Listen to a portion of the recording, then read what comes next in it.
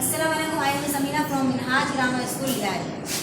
आज हम क्लास 5 के साइंस सब्जेक्ट का चैप्टर नंबर 3 बायोडाइवर्सिटी का थर्ड का क्वेश्चन नंबर 4 करेंगे।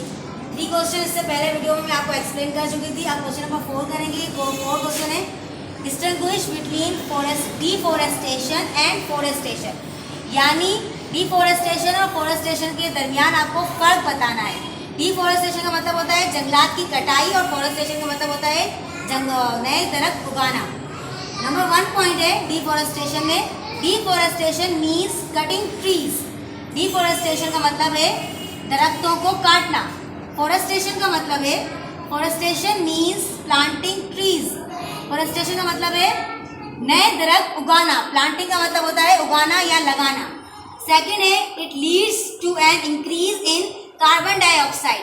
डिफॉरेस्टेशन कार्बन डाइऑक्साइड की मिकदार को बढ़ाने में यानी इंक्रीज का मतलब बढ़ाने में मदद करता है। अगर जाहिर सी बात है जंगलात नहीं होंगे तो हवा में मौजूद कार्बन डाइऑक्साइड जो हमारे लिए पॉइजन गैस है तो वो कैसे एब्जॉर्ब होगी, क्योंकि जंगलात जो होते हैं वो कार्बन डाइऑक्साइड को एब्जॉर्ब करते हैं और ऑक्सीजन रिलीज करते हैं और ऑक्सीजन हमारे काम आता है।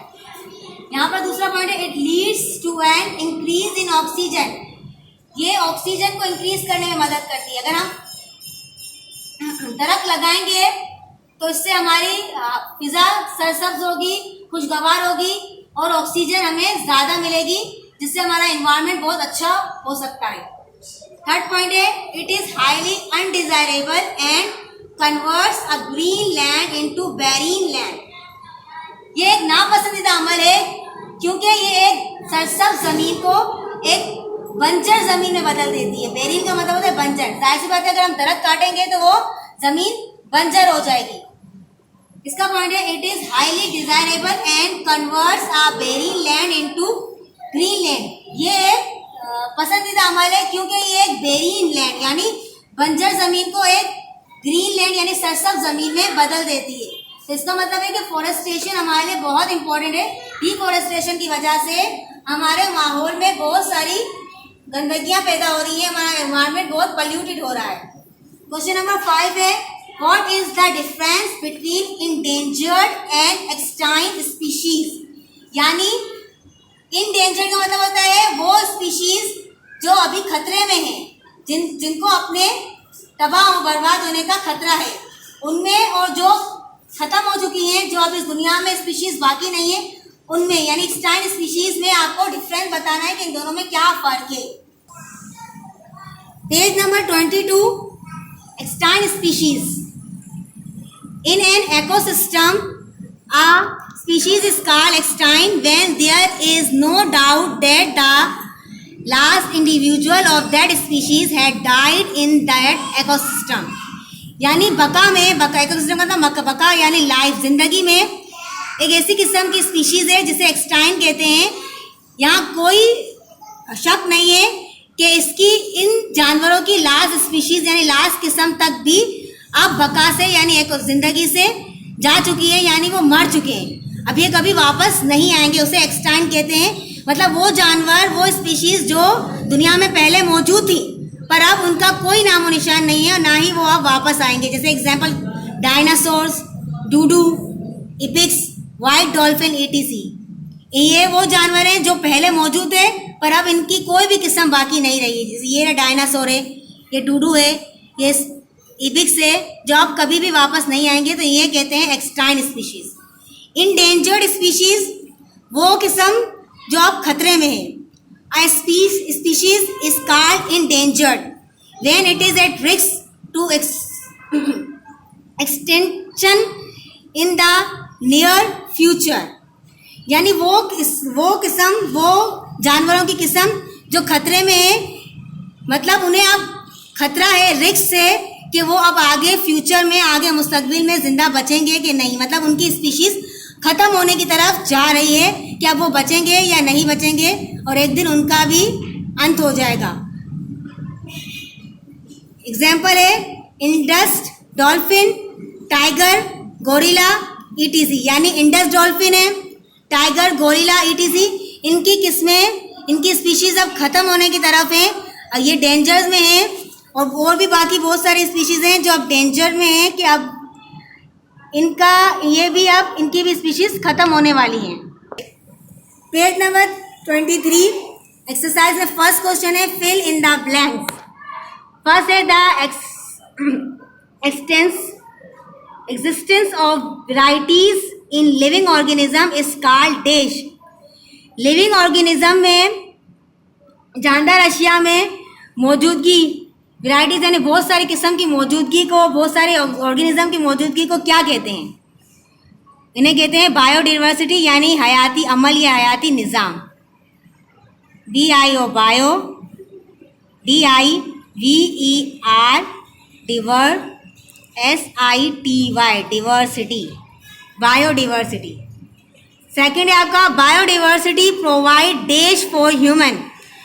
बायोडाइवर्सिटी यानी हयाती निज़ाम हमें इंसानों को डेश मुहैया करता है। हयाती निज़ाम के ज़रिए हम इंसानों को क्या मिलता है? फूड, खाना, ग़िज़ा। FOODS foods. Removal of forest is called dash. जंगलात की कटाई को क्या कहते हैं? हमने अभी ही पढ़ा, जंगलात की कटाई को क्या कहते हैं? मतलब रिमूव का मतलब होता है ख़त्म कर देना। इसे क्या कहते हैं? डिफॉरेस्टेशन। DEFORESTATION deforestation. नंबर 4 है for making study of living organism easy we dash them. अगर हमें जानदार अशिया की स्टडी यानी मुताले को आसान बनाना है तो हम इन्हें किस में तब्दील करते हैं? We dash them. हम इन्हें किस में तब्दील करते हैं? इनकी क्या करते हैं? इनकी दर्जाबंदी करते हैं, यानी इन्हें क्लासीफाइड करते हैं, क्लासिफिकेशन करते हैं। तो CLASSIFY क्लासीफाई। हम इन्हें क्लासीफाई करते हैं यानी इनकी दर्जाबंदी करते हैं। नंबर 5 है classification is based upon the dash and differences among living organism. Classification किन बुनियादों पर है? क्लासिफिकेशन की बुनियाद है एक डैश और दूसरा लिविंग ऑर्गेनिज्म के दरमियान फ़र्क बताना। क्लासिफिकेशन की 2 बुनियाद थी, हमने पढ़ी थी ना क्वेश्चन में। पहले तो एक तो आपको बता दी कि लिविंग ऑर्गेनिज्म के दरमियान फ़र्क बताना, और दूसरी क्या बताना है? इनके दरमियान सिमिलरिटीज़ बताना कि कौन सी चीज़ सिमिलर है। तो यहाँ आएगा सिमिलरिटीज़,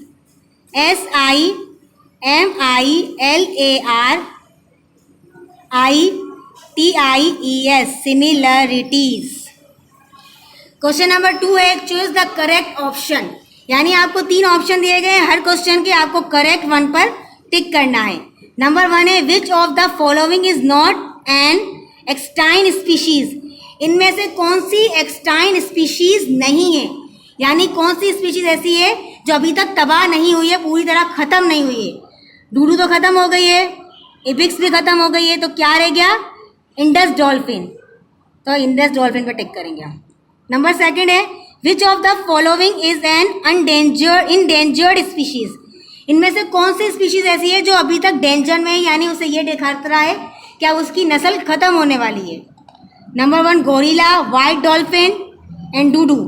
वाइट डॉल्फिन भी खत्म हो चुकी है और डूडू भी खत्म हो चुकी है, तो अब क्या बचा? गोरिल्ला। नंबर 3 है the unit of classification is called. Classification की यूनिट क्या है, यानी क्लासिफिकेशन कहाँ से स्टार्ट होती है? तो क्लासिफिकेशन स्टार्ट कहाँ से होती है? स्पीशीज। जब हमारे पास जानवरों की किस्में होंगी तभी हम वहाँ से क्लासीफाई करना स्टार्ट करेंगे, इन्हें दर्जाबंदी करेंगे और इन्हें ग्रुप्स में डिवाइड करेंगे। तो नंबर ए आएगा species. 4 which of the following is not a plant. इनमें से कौन सा प्लांट नहीं है? फंजाई, एल्गी या इबिक्स। अब इबिक्स तो आपने सुना है, इबिक्स ये जानवर है एक, तो यानी ये प्लांट नहीं है, ये जानवर है, तो आप यहाँ पर आप लगाएंगे इबिक्स पर। Soil erosion is prevent by. Soil erosion को हम किसके ज़रिए रोक सकते हैं? प्रिवेंट का मतलब होता है किसके ज़रिए? मिट्टी को हम तबाह और बर्बाद होने से रोक सकते हैं। एरोशन का मतलब होता है मिट्टी की तबाही। तबाह किसके ज़रिए हम रोक सकते हैं? इसकी तबाही को एनिमल के ज़रिए, बर्ड के ज़रिए या फॉरेस्ट के ज़रिए? फॉरेस्ट यानी जंगलात के ज़रिए। अगर हम जंगलात पे उगाएंगे तो मिट्टी को तबाह होने से रोक सकते हैं।